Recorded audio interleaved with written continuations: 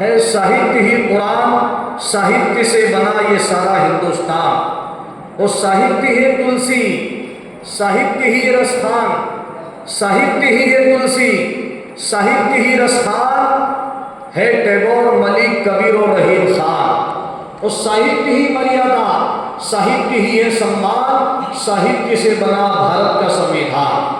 तो आज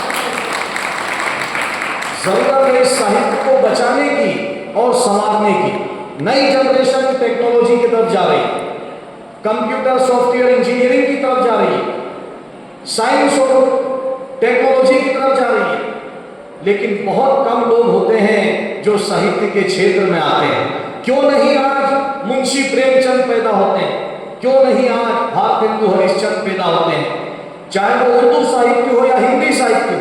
कोई गालिब और इकबाल, मोमिन आज नजर नहीं आते, कोई मुंशी प्रेमचंद, माखनलाल चतुर्वेदी, रविंद्रनाथ टैगोर आज नजर नहीं आते। तो आज इसकी जरूरत है, क्योंकि सारी चीजें हम इंपोर्ट कर सकते हैं। टेक्नोलॉजी नहीं है, बाहर से इंपोर्ट कर लेंगे। लोहा नहीं है, बाहर से इंपोर्ट कर लेंगे। इंडस्ट्री के लिए रॉ मटेरियल नहीं है, उसको इंपोर्ट कर लेंगे, आयात कर लेंगे।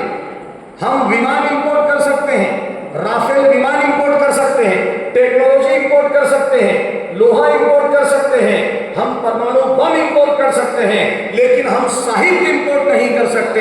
साहित्य को तो अपनी मिट्टी से पैदा करता है।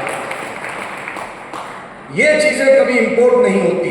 जो साहित्य है, जो हमारा कल्चर है, हमारी परंपरा है, हमारा ट्रेडिशंस है, उसको इसी जमीन से पैदा करना होगा, क्योंकि ये इसी जमीन की पैदावार है।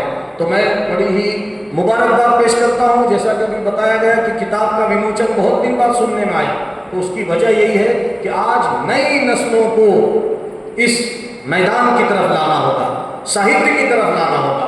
जो नई नस्लें साहित्य की तरफ आएगी तो किताबों का विमोचन भी होगा और साहित्य के साथ साथ पूरे समाज को सम्मान भी मिलेगा।